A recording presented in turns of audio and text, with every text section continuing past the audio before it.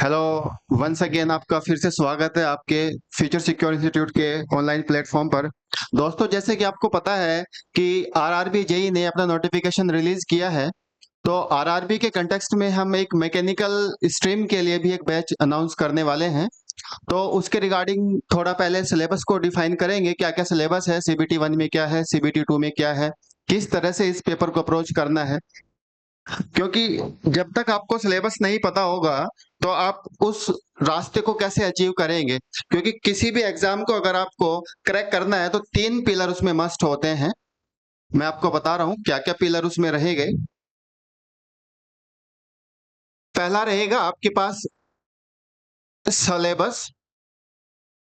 दूसरा रहेगा पीवाईक्यूज। और तीसरा रहेगा आपके पास प्रैक्टिस। जो भी आप प्रैक्टिस लगा रहे हैं, मॉक लगाओ या फिर पीवाईक्यूज को ही अगेन एंड अगेन लगाओ, क्योंकि ये 3 चीजें ही आपके सिलेक्शन को डिफाइन करेगा कि सिलेबस क्या है। क्योंकि सिलेबस हमको एक रास्ता दिखाता है। रास्ता कैसा, कि हमको कैसे इस पाथ पे अचीव करना है। और पीवाईक्यूज आपको वो बताते हैं कि इस रास्ते पर किस हिसाब से आपको चलना है, कहां पर क्या डिफिकल्टी आ रही है, किस सेक्शन में कैसे अप्रोच करना है, कितना चलना है, कितना रुकना है, कितना उसका डेप्थ है, कितना उसका वाइड है। और प्रैक्टिस आपको बताएगा कि हम जब रास्ते पर चल रहे हैं तो हमको डिफिकल्टी क्या क्या फेस हो रही है। तो 3 चीजें जब तक आप अपनी लाइफ में इंक्लूड नहीं करेंगे किसी भी एग्जाम के लिए, सिलेबस, पीवाईक्यूज एंड प्रैक्टिस, तो बहुत असंभव सा लगता है कोई भी मुकाम अगर आप अचीव करना चाह रहे हो। हालांकि हो सकता है आपकी खुद की अपनी स्ट्रेटजी होगी, बट ये मेरा व्यक्तिगत अनुभव है कि बिना सिलेबस और बिना पीवाईक्यू के आप कोई भी रास्ता अचीव नहीं कर सकते। ये कड़वा है बट सत्य है। अब अपने वापस टॉपिक पर चलते हैं हम। जैसे कि आपको पता है कि जो सीबीटी आरआरबी जेई ने अनाउंस किया है कि 2 फेज में वो एग्जाम कंडक्ट कराएगा। एक है सीबीटी 1, एक है सीबीटी 2। तो जो सीबीटी 1 का सिलेबस है वो आपको पता ही होगा क्या क्या है। पहला है इसमें जर्नल साइंस।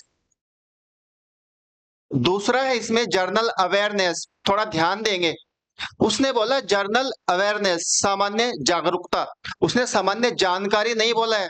बी केयरफुल, यहां पर आप कंफ्यूज मत करना जीके से। अवेयरनेस पूछ रहा है वो, तो सिलेबस के अंदर थोड़ा इस चीज को फोकस करेंगे। और फिर आता है आपके पास रीजनिंग। और रीजनिंग भी कैसी, एबिलिटी, मेंटल एबिलिटी, समझेंगे इसको। वो वर्डिंग क्या बोल रहा है, मेंटल एबिलिटी, दैट इज तार्किक। आप कितना तार्किक है किसी भी टॉपिक को लेकर के रीजनिंग के कंटेक्स्ट में। और एक आपके पास फिर टॉपिक आएगा मैथमेटिक्स, मैथ। और मैथ उसने बोला है 10th स्टैंडर्ड तक, बेसिक। बेसिक आप मैथ्स के लिए एक स्ट्रेटजी फॉलो करेंगे। आप जब भी मैथ्स की प्रैक्टिस करेंगे तो आरआरबी के जितने भी पेपर हैं, जैसे कि NTPC, group C, sorry D, group D और जेई, इन तीनों के जितने भी मैथमेटिक्स के क्वेश्चन आ रखे हैं चैप्टर वाइज, प्लीज उन पर गो थ्रू कीजिएगा। क्योंकि यहां से ये आपको बताएंगे कि मैथ्स को कितना कवरेज देना है। क्योंकि जनरली अगर हम देखें, मैथ्स में दिक्कत हो सकती है, जीएस में, जनरल अवेयरनेस, रीजनिंग और साइंस में आप अच्छा कर सकते हैं, लेकिन मैथ्स में थोड़ा due to calculation difficulty face हो सकती है। तो उस डिफिकल्टी को कैसे आपको हैंडल करना है, तो सबसे बेस्ट सॉल्यूशन यही है कि आप कोई भी मॉक लगाने से पहले, कोई भी मॉक लगाने से पहले ये एनटीपीसी, ग्रुप डी और जेई के जितने भी पीवाईक्यूज आ रखे हैं मैथमेटिक्स में चैप्टर वाइज, उनको सोल्व कीजिएगा। फिर आपको ये पता चलेगा कि वो कितनी डेप्थ तक पूछ रहा है क्वेश्चन को और किस हिसाब से उसको टैकल करना है। क्योंकि वहां पर आपको लिमिटेड समय दिया हुआ है और लिमिटेड ही क्वेश्चन की वो बात कर रहा है, टॉपिक ज्यादा दिए हुए हैं। तो आपको बेसिक कॉन्सेप्ट का क्लियरिटी चाहिएगा ही चाहिएगा। तो मैं तो सजेशन कर रहा हूं, आप पहले जब भी कभी आरआरबी जेई के लिए जा रहे हो, मॉक लगाने से पहले प्लीज दोबारा फिर सुनिएगा, कोई भी मॉक लगाने से पहले आपको पीवाईक्यूज को नसों में उतार लेना है। जैसे आपकी बॉडी में खून दौड़ता है, वैसे ही आपकी माइंड में सिलेबस प्लस पीवाईक्यू दौड़ना चाहिए कि ये क्वेश्चन कहां से आया है, कैसे क्लिक करना है, तो आपको एक बेहतर अपॉर्चुनिटी यहां पर मिल सकती है। जैसे ही आप सीबीटी 1 क्रैक करेंगे तो आप जाएंगे सीबीटी 2 के लिए, और सीबीटी 2 में आपके पास आएगा टेक्निकल पोर्शन। थोड़ा ध्यान देंगे, टेक्निकल, वो भी मैकेनिकल का, ठीक है। और मैकेनिकल का उसने सिलेबस डिफाइन किया हुआ है कि कितने नंबर ऑफ क्वेश्चन वो पूछ रहा है और क्या क्या वो टॉपिक पूछेगा। तो मैं आज उसी के रिस्पेक्ट में आपसे बात करूंगा कि मैकेनिकल में आपको कितना अप्रोच करना है,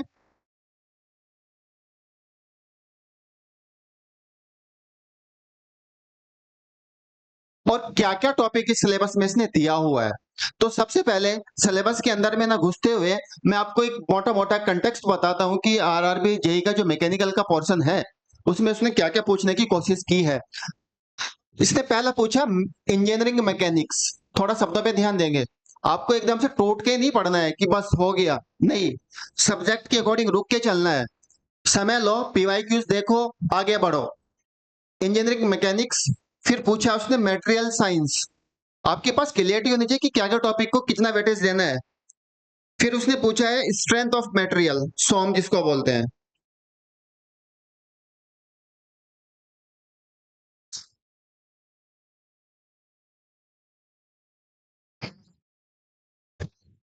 फिर उसने पूछा मशीनिंग, थोड़ा गौर फरमाइएगा यहां पर, मशीनिंग। देन उसने पूछा वेल्डिंग। ये हालांकि प्रोडक्शन का टॉपिक है, ये आपको पता है, बट प्रोडक्शन का टॉपिक होने के बावजूद भी उसने अलग से डिफाइन कर दिया पूरा कि आपको कितना कितना लेवल पर कितना पढ़ना है। लास्ट उसने पूछा है grinding and finishing process, grinding and finishing process. Again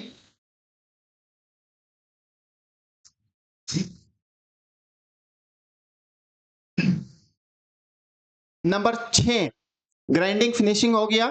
and then metrology, metrology जो आप मापन करते हैं किसी भी इंस्ट्रूमेंट को लेकर के।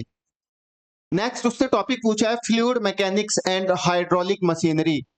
Fluid and hydraulic both are interlink subject, दोनों ही एक साथ मर्जिंग करके उसने पूछ लिया है। बाकी हम उसके अंदर में देखेंगे जब पूरा सिलेबस डिफाइन करेंगे कि क्या क्या वो कड़ियां जोड़ना चाह रहा है फ्लूइड के अंदर में और फ्लूइड मशीनरी के अंदर में। नेक्स्ट 9th टॉपिक देखेंगे।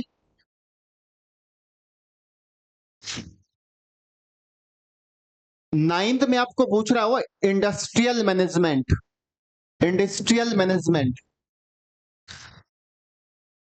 Number 10 thermal engineering, thermal engineering. तो ये आपके पास मोटा मोटा 10 टॉपिक हैं। नंबर ऑफ टॉपिक कितने पूछेगा वो, 10 टॉपिक पूछेगा। अब इस 10 टॉपिक के अंदर में फिर सब डिवीजन होगा, सब डिवीजन ऑफ टॉपिक। यहां पर आपको ये थोड़ा ध्यान देने की जरूरत है कि पर टॉपिक में कितना रुकना है, कितना उस टॉपिक को डेप्थ देना है, क्योंकि ये डिफाइन करेगा आपको। अभी लग तो रहा है आपको कि मात्र 10 ही टॉपिक है, लेकिन जब इसके अंदर जाएंगे तो फिर आपको एक डिटेल वेरिएशन देखने को मिलेगा कि क्या क्या है क्या नहीं है। दूसरी बात यहां पर यह है कि जो इसका सिलेबस है, आरआरबी जेई का जो मैकेनिकल के रिस्पेक्ट में जो सिलेबस की बात कर रहा है वो, हम इसको कैसे अप्रोच करेंगे। अगर इसका अप्रोचिंग की बात करें तो दो रास्ते अपनाने पड़ेंगे।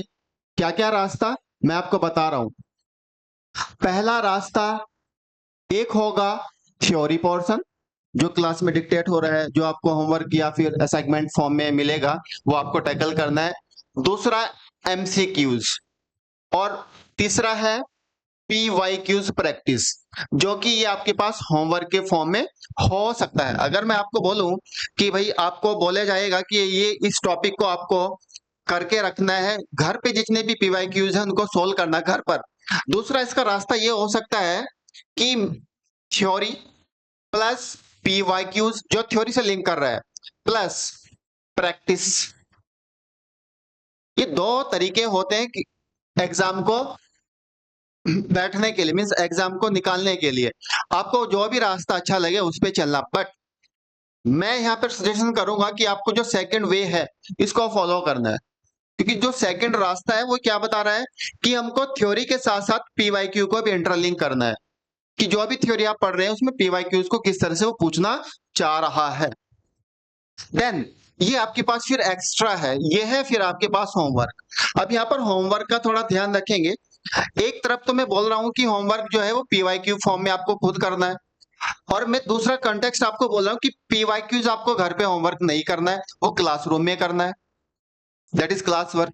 केवल आपको प्रैक्टिस करना है होमवर्क की फॉर्म में। तो बेस्ट जो ऑप्शन आपको ऑप्ट करना है वो सेकंड वाला है, इट इज बेस्ट वे। क्योंकि आपको क्या है, थ्योरी के साथ साथ आपको पता चल जाएगा कि इस थ्योरी को कितने वेटेज के अकॉर्डिंग पढ़ना है, कितना इसका डेप्थ है, कितना इसको वाइड रेंज में लेके जाना है। अब अगर पीवाईक्यूज की बात करें तो पीवाईक्यूज में चार ऑप्शन रहते हैं, उन चारों ऑप्शन पर हम डिस्कशन करेंगे 1 to 1 कि इसका आंसर ये है तो ये क्यों नहीं है, ये है तो ये होना चाहिए। इससे क्या ना आपका माइंड ब्रॉड होगा, और आपके पास अगर कल के दिन आपको मौका मिल रहा है सीबीटी टू निकालने का, क्योंकि ये ऑलरेडी आपने वो मॉक पीवाईक्यूज क्लासरूम में कर लिया है, तो आपको ज्यादा बर्डन फील नहीं होगा, प्रेशर फील नहीं होगा। नहीं तो प्रेशर की रिस्पेक्ट में आप कोलैप्स हो सकते हैं, ये थोड़ा ध्यान देंगे आप। तो अब हम वापस अपने सिलेबस पर चलते हैं कि पढ़ना क्या क्या है आपको इस सिलेबस में। 1 to 1 बात करेंगे, ज्यादा इसमें कुछ सोचना नहीं है। अब इंजीनियरिंग मैकेनिक्स की बात करेंगे। मैकेनिक्स सुनेंगे, mechanics is the study of forces, study of forces.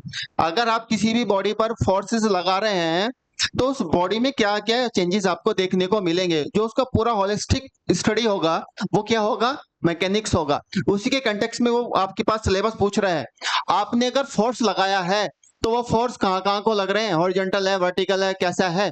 तो पहला टॉपिक उसने क्या बोल दिया, रेजुलेशन ऑफ फोर्सेस, थोड़ा ध्यान देंगे। दूसरा पूछ रहा है कि अगर वो फोर्स लग रहा है तो बॉडी इक्विलिब्रियम है कि इक्विलिब्रेंट है। बी केयरफुल, सिलेबस के पॉइंट को जाना है, आपको जाना ही पड़ेगा कि क्या सिलेबस है, क्या पूछ रहा है। फोर्स दिया, क्या इक्विलिब्रियम है, यस।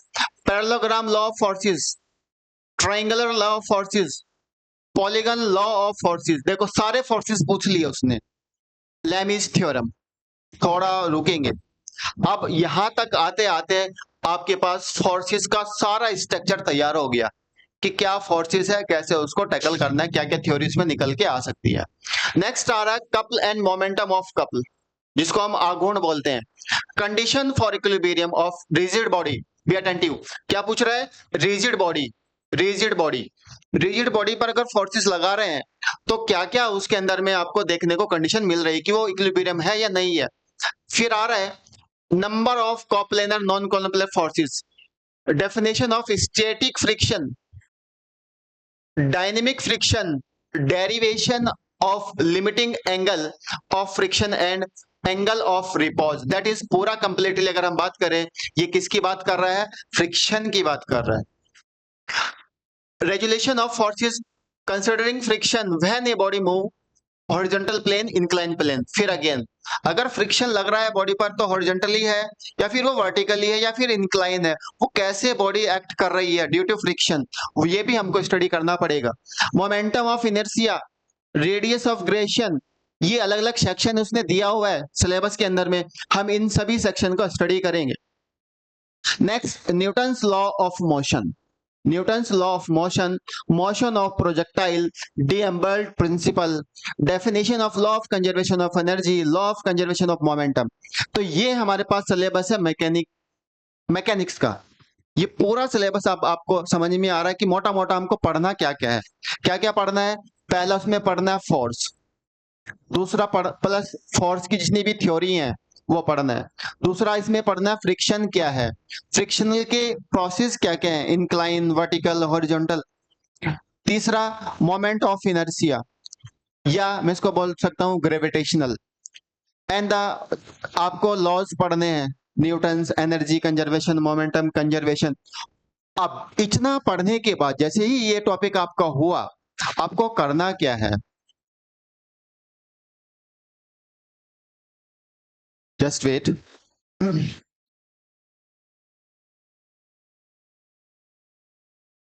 इतना करने के बाद आपको यहां पर मिलेगा पीवाईक्यूज, पिछले 5 से 6 सालों का जो अभी एग्जाम हुए हैं, वो चाहे आरआरबी का हो, चाहे वो जेई के रिस्पेक्ट में हो, और या फिर कोई भी अदर स्टेट एग्जाम हो, पूरे मैकेनिक्स का आपको एक नंबर ऑफ सेट मिल जाएगा जिसमें पीवाईक्यूज ही होंगे। वो पीवाईक्यूज कितने होंगे वो डिपेंड करेगा नंबर ऑफ क्वेश्चन पर। हो सकता है 150 का सेट बने, 200 का बने। आपको केवल उतना ही करना है, ब्लाइंड होके बोल रहा हूं, उतना ही करना है।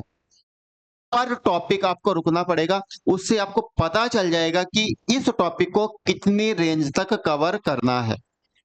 ठीक है, उसके बाद आपका थ्योरी जो अभी आप प्रैक्टिस मॉक लगाएंगे कहीं पर, या फिर प्रैक्टिस बुक, या फिर एक्सेट्रा जो अभी आप देखेंगे, वो आपकी एक्स्ट्रा मेहनत है। तो ये पर सब्जेक्ट हम ऐसे ही चलेंगे। फिर आएगा आपके पास मेटेरियल साइंस। मेटेरियल साइंस में पूछ रहा है कि जितने भी आपके पास इंजीनियरिंग मटेरियल हैं, उनकी मैकेनिकल प्रॉपर्टी क्या क्या है, जैसे स्ट्रेंथ क्या है, compressive strength, ductility, malleability, hardness, toughness, brittleness, impact, सारा ही कुछ उसने पूछने की कोशिश की है मैकेनिकल प्रॉपर्टी में। यहाँ पर वो डायरेक्ट क्वेश्चन ये नहीं पूछेगा कि डक्टिलिटी क्या होती है, वो यहाँ पर आपके पास एलिमेंट देगा, कोई भी एलिमेंट दे देगा, इज लाइक रबर है, कास्ट आयरन, और यहाँ से पूछने की कोशिश करेगा विच वन इज डक्टिलिटी, किसकी हाई है किसकी लो है। तो यहाँ पर भी हमको ये देखना पड़ेगा कि किस रेंज में वो क्वेश्चन को पूछ रहा है। ये सब फिनिशिंग आपको पीवाईक्यू से ही मिलेगी, ऐसे नहीं कि भागे जा रहे हैं, भागना नहीं है, कहां तक भागोगे। फिर आगे पूछ रहा हूं classification of steel, mind steel and alloy steel, ये थोड़ा ध्यान देना है। फिर आगे पूछ रहा है वो हीट ट्रीटमेंट का इंपॉर्टेंस। जब टॉपिक के अंदर में चलेंगे तो आपको पता चलेगा व्हाट इज हीट ट्रीटमेंट, क्यों वो जरूरी है। हीट ट्रीटमेंट प्रोसेस क्या क्या है, प्रोसेस बी अटेंटिव, प्रोसेस। अब यहां से अगर सिलेबस में उसने प्रोसेस पूछा है तो क्वेश्चन वो पूछेगा ही पूछेगा। एनिलिंग क्या होता है, नॉर्मलाइजिंग क्या होता है, hardening, tempering, carburising, nitriding and cyaniding, ये सारे प्रोसेस हैं किसके, हीट ट्रीटमेंट के। तो टोटल अगर मटेरियल साइंस से वो बात करें कि कितने टॉपिक पूछना चाह रहा है, वो 3 टॉपिक उसने मोटा मोटा पूछने की कोशिश की है, property, classification of steel and heat treatment of steel. ठीक है, तो ये मोटा मोटी हमारे पास 3 ही सिलेबस को बात कर रहा है, किसके कंटेक्स्ट में, मटेरियल साइंस के। फिर अगर वो बात करें स्ट्रेंथ ऑफ मटेरियल, जिसको हम बोलते हैं सोम, इसके अंदर में क्या क्या पूछ रहा है वो, stress strain, stress strain diagram जिसको हम बोलते हैं। ठीक है,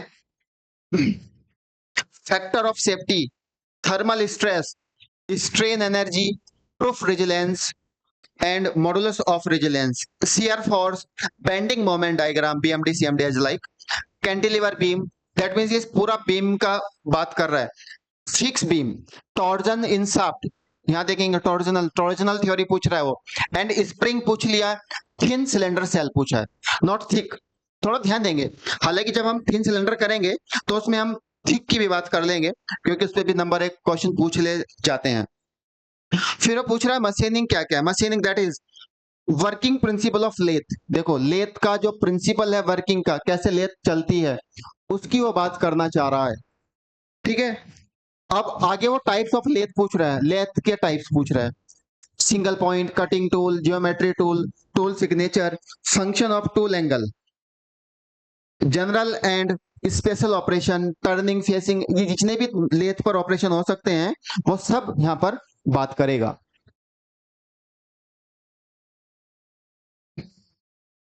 next,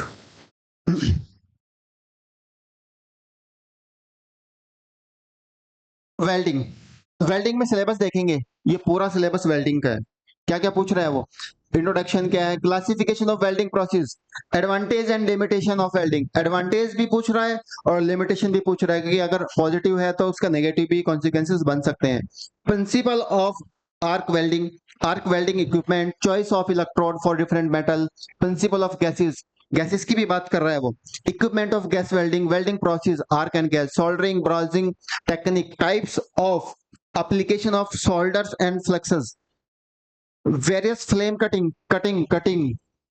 advantage and limitation of flame cutting, defect in welding, testing and inspection, modern welding time method, ये सारे मेथड की वो बात कर रहा है। टीआईजी एमआईजी क्या क्या है, ब्रीफ इसका डिस्क्रिप्शन बोला उसने, ब्रीफ। ठीक है, हल्का पुल्का, ठीक है, लेकिन हम इसको होलिस्टिकली पढ़ेंगे पीवाईक्यूज के रिस्पेक्ट में। नेक्स्ट वो बोल रहा है आपके पास grinding and finishing process, grinding and finishing, principle of metal removal by grinding, abrasive, natural and artificial bonds and binding process, select rubber, grinding machine, classification, grinding का क्लासिफिकेशन पूछता है कि कौन सा नंबर है, क्या है, एक वो कोड दिया रहता है ना, हम क्लास के अंदर जब चलेंगे तो कोड भी बताएंगे कि किस तरह से ग्राइंडिंग मशीन को हम डिफाइन करते हैं कि कितना ब्रिक्स होना चाहिए, क्या क्या सिलिका क्या है, कितना मेटल उस पर रखना चाहिए। तो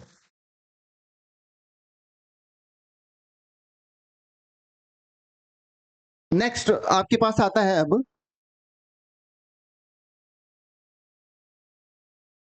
मेट्रोलॉजी, मेजरमेंट जिसको मैं बोलता हूं मेजरमेंट।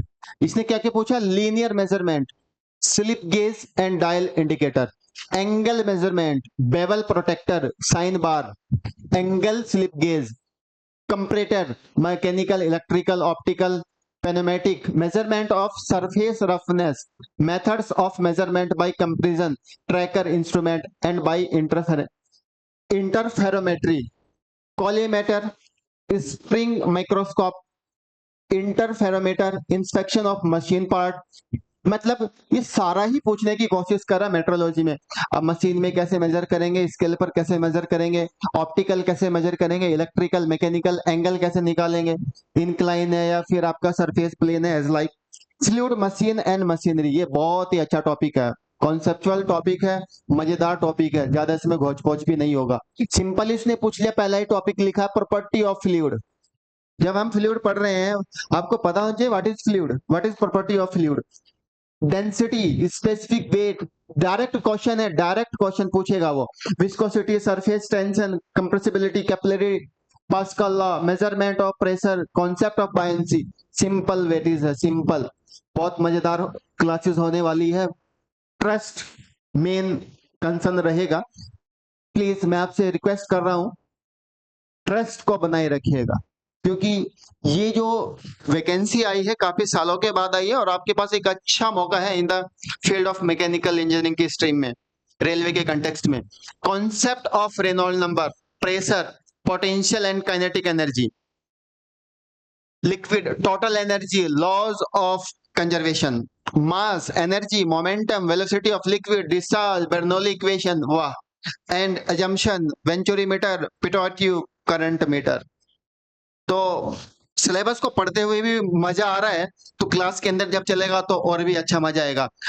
बी ऑनेस्ट, मैं आपसे वादा कर रहा हूं, अगर ये क्लासेस हो रही हैं फ्यूचर सिक्योर इंस्टीट्यूट की तरफ से आपको, तो आपकी नसों के अंदर में मैकेनिकल दौड़ा दिया जाएगा, बस भरोसा रखिएगा।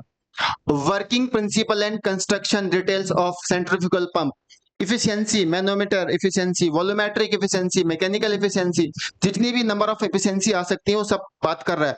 ये कहीं ना कहीं मेरे को ऐसा लग रहा है ये टॉपिक जो है आपके पास ये मशीन का है, फ्लूइड मशीनरी का टॉपिक है, फ्लूइड मशीनरी का टॉपिक है। नेक्स्ट आते हैं हम इंडस्ट्रियल मैनेजमेंट। ये इंडस्ट्रियल इंजीनियरिंग का क्वेश्चन रहता है, बट इसने मैनेजमेंट पूछ लिया तो कोई बात नहीं है।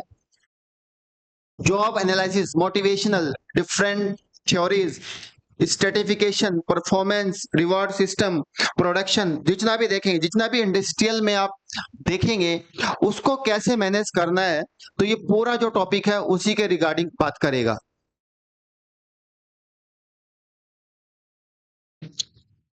थोड़ा ये स्क्रीन आज प्रॉब्लम कर रहा है, माफी चाहूंगा।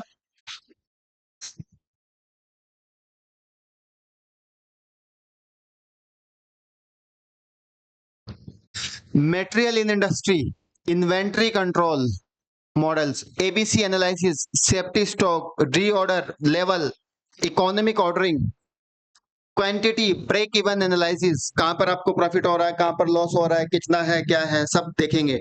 Storage layout, storage equipment, store records, purchasing procedure, purchase record, pin card, Kardex, material handling, manual lifting, hoist, cranes, conveyor, truck, ford, सब अच्छा अच्छा इसने बात किया है। नंबर 10, नंबर 10 पर देखेंगे थर्मल इंजीनियरिंग, मजेदार टॉपिक है ये भी। Law of thermodynamics, conservation of heat into work, law of perfect gases, thermodynamic process, isochoric, isobaric, isothermal, hyperbolic, ये सारे कर्व हैं। यहाँ पर कर्व से संबंधित क्वेश्चन पूछे जा सकते हैं। वो नंबर ऑफ कर्व दे देगा, वर्टिकल क्या है, हॉरिजॉन्टल क्या है, कैसे ये ट्रेल्ड और है, PV curve as like, TS curve as like, isentropic, polytropic, throttling, modes of heat transfer, thermal conductivity, convection heat transfer coefficient, Stefan Boltzmann law, radiation and overall heat transfer coefficient. तो इसने thermodynamics के साथ साथ में heat and mass transfer, जिसको हम बोलते हैं एचएमटी, उसको भी मर्ज करने की कोशिश की है। फिर बोल रहा वो एयर स्टैंडर्ड साइकिल, ये साइकिल की बात कर रहा है। कार्नोट साइकिल क्या है, ऑटो साइकिल क्या है, diesel cycle, construction working of internal combustion engine, comparison, यहाँ देखेंगे comparison of diesel engine and petrol engine. वो कंपेयर भी कराने की कोशिश कर रहा है, किसका नंबर क्या है, कौन किसके लिए यूज हो रहा है, octane, cetane as like, system of internal combustion engine, जिसको मैं बोलता हूं आईसी इंजन। ये खुद एक टॉपिक है, बट यहाँ पर बड़ा टॉपिक ना देकर के उसने एक बेसिक कॉन्सेप्ट की बात की है कि सिस्टम कैसा हो सकता है। Performance of internal combustion engine. अब यहाँ पर देखेंगे air compression there cycle refrigerant, that is ये टॉपिक है आपके पास आरएसी, जिसको मैं बोलता हूँ refrigeration and air conditioning, principle of refrigeration plan. तो ये पूरा जो आपके पास सिलेबस था, हमने इसको 1 to 1 डिटेल में डिस्कशन किया है। तो आई होप ये सिलेबस आपको समझ में आया होगा। मैं फिर से बोल रहा हूं, मैं अगेन रिपीट कर रहा हूं, क्लास के अंदर में जो स्ट्रेटजी है वो कैसे चलेगा, syllabus plus PYQs plus mock MCQs की फॉर्म में आपको दिए जाएंगे। जो भी टॉपिक होगा उसके अंदर में जितने भी पीवाईक्यूज रहे हैं पिछले 5-6 सालों के अंदर में, स्टेट का एग्जाम को लेकर के, आरआरबी एग्जाम को लेकर के, एसएससी एज लाइक, जो भी होगा हम उसको 1 to 1 डिटेल में देखेंगे। और फिर आप जब भी घर पर एमसीक्यूज लगा रहे होंगे तो जो भी डिफिकल्टी आपको आ रही होगी वो हट जाएगी। बी ऑनेस्ट बोल रहा हूं मैं, क्योंकि सिलेबस और पीवाईक्यू से ही ये पेपर निकलेगा। ब्लाइंड होके मत चलना, मार्केट में उछल कूद नहीं करनी है, शांत हो जाओ, 6 महीना के लिए गायब हो जाओ इस देश दुनिया से। फालतू परेशान नहीं होना है, ज्यादा हेडेक नहीं पालना है, क्योंकि कोई भी एग्जाम अगर आप दे रहे हैं वो आपकी जिंदगी से बड़ा नहीं हो सकता है। प्रेशर नहीं लेना है कि ये एग्जाम नहीं हुआ क्या होगा, कैसे कटेगा, सब हो जाएगा यार, सब हो जाएगा। अपने प्रोसेस को और अपने स्थिति को बस मेंटेन करना है आपको। क्योंकि जब तक आप प्रोसेस को एंजॉय नहीं करोगे तो आपको रिजल्ट नहीं मिलेगा। प्रोसेस को एंजॉय करना जरूरी है। हमारा आज का जो यूथ है वो इसलिए परेशान हो रहा है, वो ज्यादा रिजल्ट पे कंसर्न है। रिजल्ट अपने आप आ जाएगा, पहले प्रोसेस को एंजॉय करो। सीधा सबसे बढ़िया उदाहरण है आपका महेंद्र सिंह धोनी। महेंद्र सिंह धोनी जब आप कभी फील्ड पर देखेंगे तो उन्होंने हमेशा प्रोसेस को एंजॉय किया, रिजल्ट को एंजॉय नहीं किया। ध्यान देना मैं क्या बोल रहा हूं। और महेंद्र सिंह धोनी के बारे में जब आप पढ़ेंगे, जब उन्होंने क्रिकेट को अलविदा कहा तो उन्होंने अपना लास्ट मैच हारा है, T20 हारा है लास्ट, जब अलविदा कहा, ओडीआई हारा है, टेस्ट हारे हैं, आईपीएल लास्ट हारे हैं। तो मैं ये कह रहा हूं कि हाँ, जरूरी नहीं है आपको हमेशा सफलता ही मिलेगी, बस प्रोसेस को एंजॉय करो, रिजल्ट आपके सामने होगा। यस और नो दो ही काम हो सकते हैं। तो सबसे इंपॉर्टेंट कड़ी आपके पास यहाँ पर यह है कि शांत मन से, प्लीज शांत मन से अपने आप को रखो और इस लाइफ को एंजॉय करो।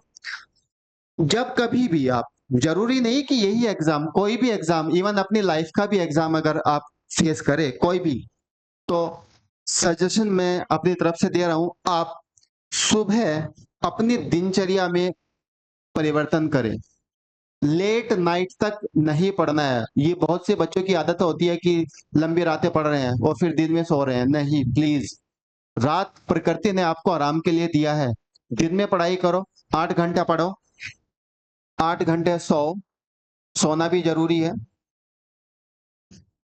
और 8 घंटे में आप अपना एक्स्ट्रा काम करो।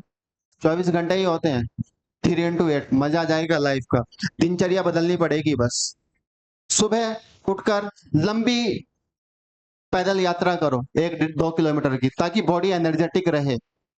ऐसे नहीं कि नाश्ता अच्छा खासा कर लिया, नाश्ता करना है बट उस लेवल का नहीं है। तो आपको मात्र 6 महीना देना है, और हम प्रार्थना कर रहे हैं आप सभी जो भी इस कोर्स को एनरोल करेगा, ऑफलाइन हो या ऑनलाइन हो, वो आरआरबी जेई में अपना सिलेक्शन लेके जाएगा। तो मेरी तरफ से आज इतना ही है। आज केवल सिलेक्शन की बात, सिलेबस की बात की गई थी कि सिलेबस को कैसे इसमें अप्रोच करना है, किस लेवल तक जाना है। ये सीबीटी 2 का सिलेबस है। अब ऐसा नहीं है कि जैसे ही आप सीबीटी 1 पास करेंगे और सीबीटी 2 तब देखेंगे, नहीं भाई, तब सिलेबस ये कंप्लीट नहीं होगा। बर्डन आएगा, प्रेशर फील करोगे। थोड़ा थोड़ा कर लो, कम खाओ लेकिन सटीक खाओ। तो आज के क्लास में इतना ही है। बाकी जब से ही क्लास आगे धीरे धीरे कंटिन्यू होगा, हम आगे चलेंगे। तो आपको आई होप ये क्लास का ओरिएंटेशन कैसा है, अच्छा लगा होगा। उम्मीद करता हूं आप इस क्लास को एंजॉय करेंगे। धन्यवाद।